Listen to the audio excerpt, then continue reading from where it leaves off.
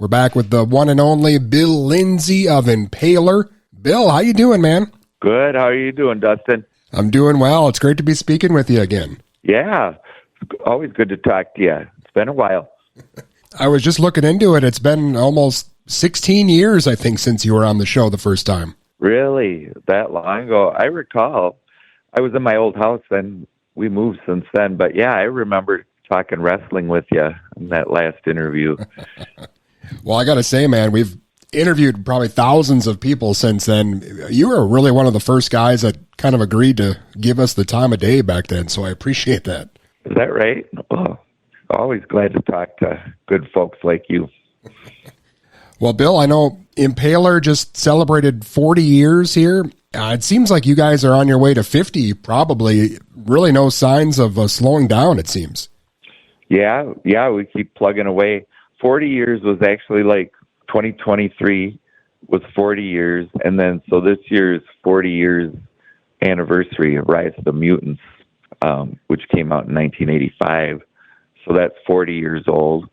And then when you put out, a bunch of stuff, when you hang around a long time, it seems like every year is some kind of anniversary. So it's 35 years for Wake Up Screaming, too. So had a couple albums that were celebrating kind of landmark years for those releases, which kind of blows my mind.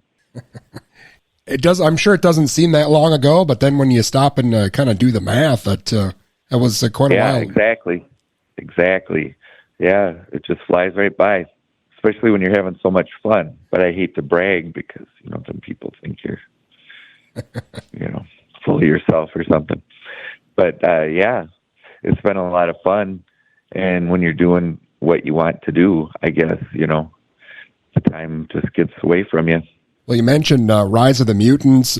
Like a lot of people, I first saw that album in the film Trick or Treat. I'm imagining that a lot of other people probably checked you guys out after they saw that film.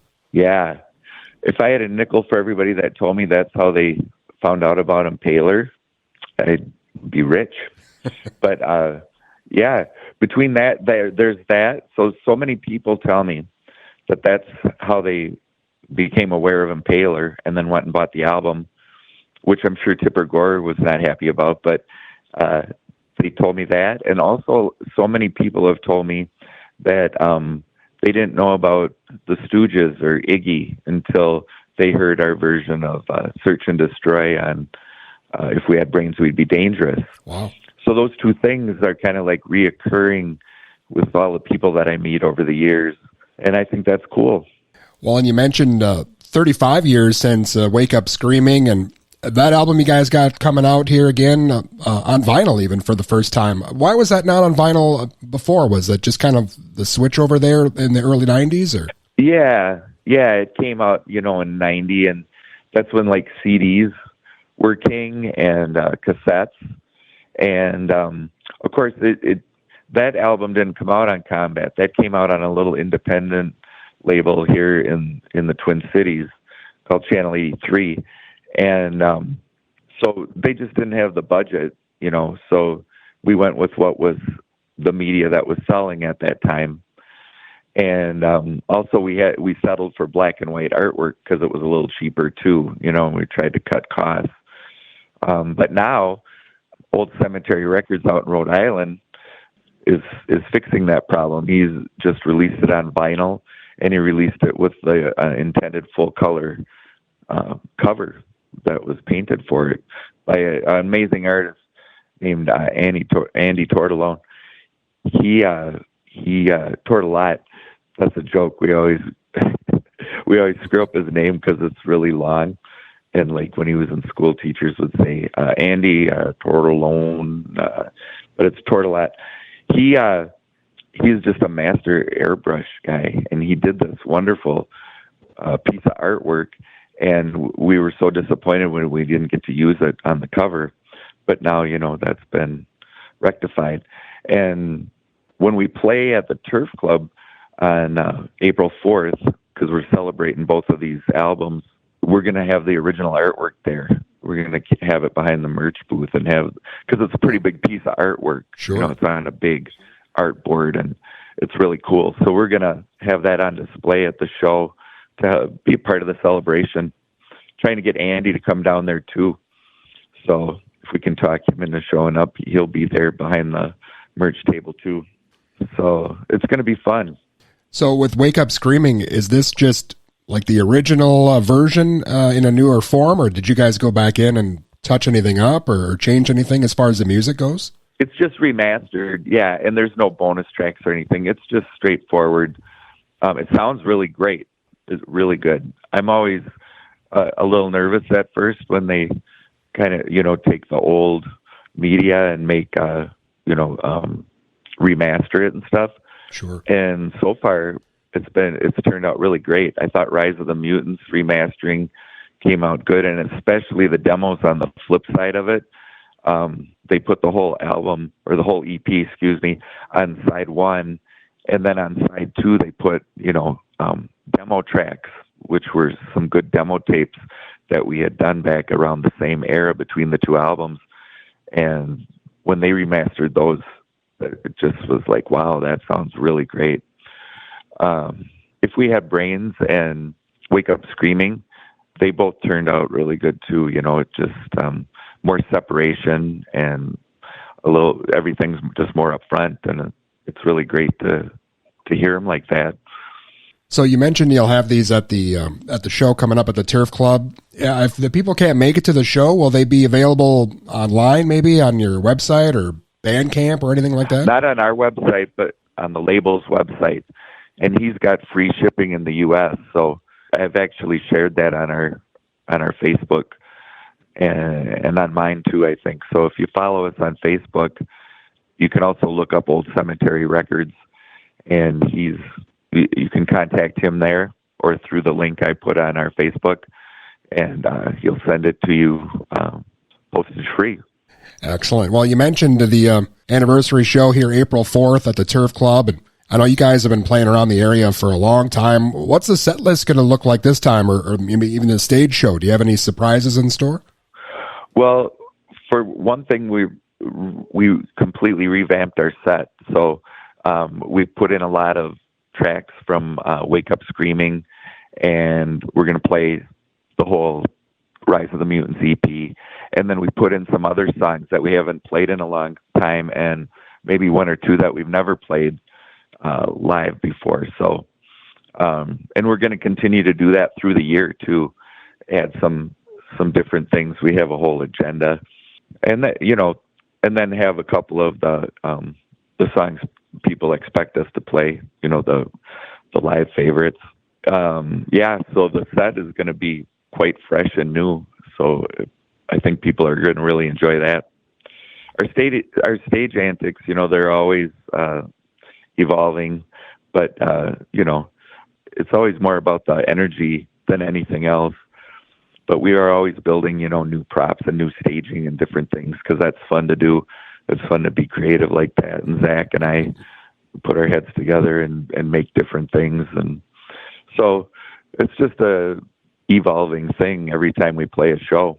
Awesome. Yeah, I would say for the listeners out there, if they've never seen Impaler before, it's more than just a concert, as you're mentioning. A lot of stuff that goes into the stage show. And, I've always loved your lyrics. You got songs about monsters and horror stuff and, all that, but you got wrestling and Christmas. I mean, you guys never really took yourselves too seriously when it comes to some of these other metal bands of that era. Well, we're about having fun, it's a celebration, and it's about having fun.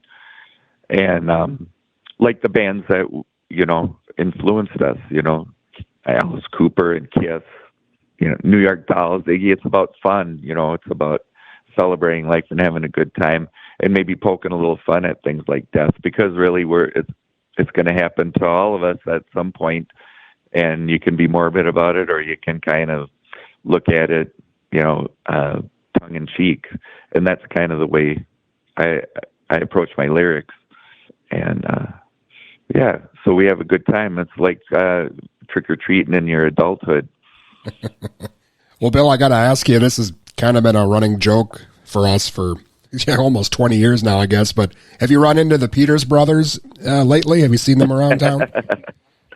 One of them passed away about, oh God, about a year and a half, 2 years ago now. Oh, I didn't know that. Yeah, yeah. Dan passed away and died of complications of COVID. And Steve is still alive. There was a guy who came and he was working on kind of a documentary, and I don't know whatever became of it, but he actually went over and interviewed Steve Peters. But this was probably, 7 or 8 years ago, I suppose, that he was around filming. So he had a little he went out to his big house on the lake and interviewed him out there. But that's all I know. Yeah, I haven't seen him in a while. Of course, Dan's gone, so there's only a Peter brother now. Yeah. Well, hopefully something comes of that documentary. I know I tried to get Steve on this show a couple times over the years, and he is not interested at all. So if somebody's talked to him, that'd be great to hear what he had to say. Yeah, yeah. And I don't know. I have no idea. This guy came and spent a whole bunch of money. He hired crew people from the cities here to help him run extra cameras and audio and all that. And, nothing's come of it. There's a little tiny, like about 12-minute little piece on, YouTube called Impaler versus the Peters Brothers. And you can see a little bit of the footage on that.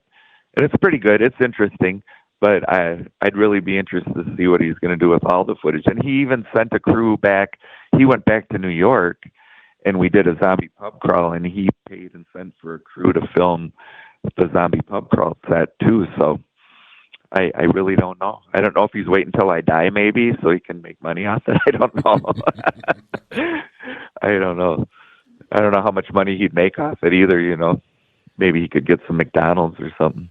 And it's funny, talking about professional wrestling, there is a bit of that, I think, with your relationship with the Peters brothers, as far as, them hyping things up and then you guys coming back, and they must have known they were helping you sell records, and you were obviously helping them sell things too. So it was kind of like a behind the scenes partnership you had. I guess in a twisted way, it was not planned out at all. I definitely was against their whole shtick. I wasn't following in line with that by any sense or any stretch. But I guess I'm the kind of person who can have a conversation and talk to anybody, and I could talk to those guys. But as soon as the camera or the interview came on, it was gloves off. It's like I don't agree with your philosophies at all, and here's why. But I certainly wouldn't wish anything bad on them, like what happened to Dan. Terrible, but. Yeah, we all have to fight our fight, Well, Bill, I wanted to ask you, what is it that made you stay in Minnesota all these years? Do you think not moving to L.A. in the 80s maybe helped Impaler, or did it hurt Impaler, or did it help you guys stand out more, or maybe a bit of both, or what do you think of that? Well, I don't know. It's my home, I went down to Texas for a while. I played in a band called Megaton, trying to seek my fortune right out of high school. And I got homesick. I was in a great band down there, really great guys, and we were starting to write our own music, and we were playing really cool cover tunes, but I was homesick from my friends and family in Minnesota. So I came back, and then that's when Impaler started. And that's just where we stuck. I guess I love my Twin Cities and the scene here and stuff. Replacements have a song called Stuck in the Middle, which is kind of about that, we're not the East Coast or the West Coast. We're kind of stuck in the middle. So, yeah, it just is what it is. I wouldn't have it any other way. I've been very happy with the way things have turned out. I have my home life, and I'm able to do Impaler and do it the way I want to do it. I don't have a record label telling me what to do or how to do it or what we need to do. We do what we want to do. And I've been very grateful for the way things have unfolded. I think people around the country probably became aware of us kind of after the fact all the time, kind of like I guess now it's easier to find out about things, but back then, you had to buy a magazine or listen to a specific radio show to be turned on to those things. Get a fanzine or whatever, it was so grassroots. Sure. And that was great too, I think, because the people that were promoting you really believed in you and really loved what you were doing, because it was kind of a painstaking process to make your own fanzine or to put, to copy demo tapes and mail them off to other people in other parts of the country or the world for that matter. You really had to be invested. It wasn't just, jumping on a website or something. But I know there are people that are invested that build those websites too. So it just, it's just the way that the ball keeps rolling all these years. Well, man, that says a lot about you and, how things have worked out as far as you mentioning keeping the band and your home life. And I mean, a lot of the money you've probably made goes back into the band. And I mean, obviously this is a big labor of love for you guys. Yeah. Yep. Everything we make, we rarely split up money. We just kind of roll it back into the band account, and then we're able to make cool merch. And most people, other bands go, God, you have the merch table from hell, and it's because we take that money and put it back into things for our fans and cool things that they might want. Just keeps, it, and when you think about it, it keeps your name out there. It's average every time someone wears one of your T-shirts out in public. It's like a walking billboard for your band, and it all connects. It all helps. They're happy. We're happy. The band keeps rolling on.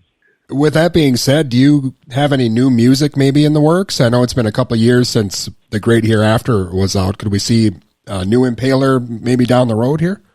Well, we're a band always has to keep creating, I think, to keep going forward. But that being said, it's been kind of a slow process. We have like three things that we've been putzing around with. But, we don't rehearse like we used to. So it takes a little longer. And when we rehearse, it's like, so for this show, we revamped the whole set. So we're concentrating on relearning songs that we hadn't played in many, many years and putting the new set together. And, but yeah, there'll be things up the line, whether it's a single, whether it's a cassette release, whether it's an EP or a full album, it's just, time will tell. I don't have any set agenda or a timeline or anything for that. It's just going to happen when we have enough good songs stockpiled, ready to go. Well, and I know outside of Impaler, you've also got the Stooges tribute band. I mean, you're really juggling a lot here as it is, so it's great that you're able to get out what you can. My wife says that too. You're in two bands? Like, I've got to do it. Holly. The Stooges band is just so much fun. It's just something I've always wanted to do. Because the Stooges, for a long time, was such an overlooked band that were really so groundbreaking and did so much for, aggressive, hard-edge music to move forward in the world. And I just love the Stooges. I love them, and I love Iggy. I think he's one of the best frontmen that ever lived. And so I actually made a friend on Facebook just on Stooges posting, like an anniversary for Raw Power. And this fella, Nate, started talking to me, and he's a guitar player, and turns out he was in this band called Satan Satyrs, who played all over the country and the world, and he's no longer with them. They're still going. But he was like, God, it'd be fun to do a Stooges tribute, because he's a young guy. He's like my daughter's age, but he's like an old soul, so he loves old Black Sabbath and the Stooges and the MC5 and all kinds of obscure bands, like Lord Baltimore and Bang and stuff like this. He's aware of all it. He loves all of it. So we met face to face last summer at an Exciter midnight show that was at the Turf Club, coincidentally. And he said, I'd really love to do that Stooges tribute that we've been talking about for like over a year. And I said, let's do it. And so I got a couple guys from Dumpster Juice, the rhythm section, Todd and Wayne, who are amazing players. And we put it together. We did 3 rehearsals, and we did our first show last October. And it was just so much fun, and people really, received it really well, and really seemed to enjoy it too, which, is a lot of fun. So, yeah, that's been fun too, to do that. And we're going to actually play our next show the night before the Impaler show. The World's Forgotten Boys are playing on the 3rd, and then Impaler's playing on the 4th. So, yeah. Man, I don't know how you're able to pull it off. 40 plus years of, this isn't like Branson kind of just easy listening music. So it's great you're able to still pull this off here. Yeah. My hearing suffered a little bit. I had to go take a hearing test, but that's no surprise. But just nothing too serious. But, I've had minor hearing loss over the years. I guess that's what you sacrifice. But, I guess for me, I can only speak for myself. But I always felt like if I loved this stuff the way I do and committed myself to it in the time, that I would be rewarded by it. And I have been, it's it's been great. And I'm very grateful and thankful that I have been able to do all this stuff. When I was a teenager, I would have never believed it. It was my wildest dream to make records and play shows and do all the things that we've done. And so I just feel like I'm very blessed by it. So awesome, man. Well, it's great that things have worked out the way they have. And again, Wake Up Screamin' is back out here, 35th anniversary, and Impalers at the Turf Club, April 4th. Anything else maybe we missed, or you got so much stuff going on? Well, let me part with you on this funny story. So we're talking about Rise of the Mutants, right? It was 40 years old. When Rise of the Mutants came out, we took some bookings from this booking agent here in town, John Domical. He had a booking agency called ARM, and he threw a few shows our way. And he had Rise of the Mutants. And so all of his artists that he worked with, he put them in these picture frames, these album frames, and he had them on the wall in his office, right? Going up the stairs to his office.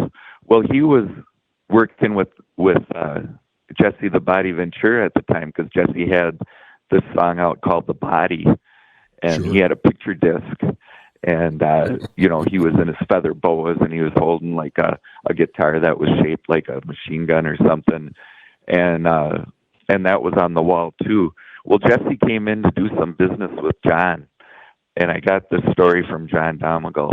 He said Jesse came in there walking up the stairs, and Jesse takes pause at Rise of the Mutants, and he goes, "John, I just don't understand this. Why are these bands got to use all these crazy gimmicks to get attention? I just don't get it."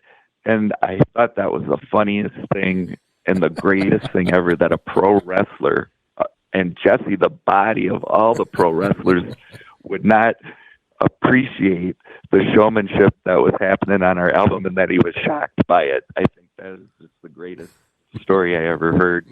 Especially with that, he had a picture disc with him in a feather boa and a machine gun. It's kind of the same thing, right? Ain't it?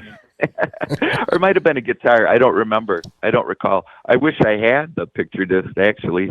But I love Jesse, and I just think that was a great story. At first, I was like, oh, he didn't get it, but then it dawned on me, God, this is so great. A wrestler, a pro wrestler, was shocked by Impaler. So I guess it swings the full gamut, from the Peters brothers to Jesse the Body Ventura.